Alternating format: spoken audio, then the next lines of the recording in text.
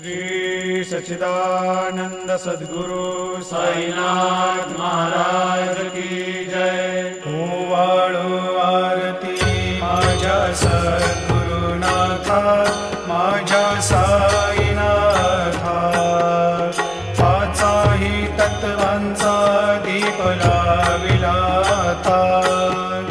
निर्गुणाची स्थिती कैसी आकारा आली, बाबा आकारा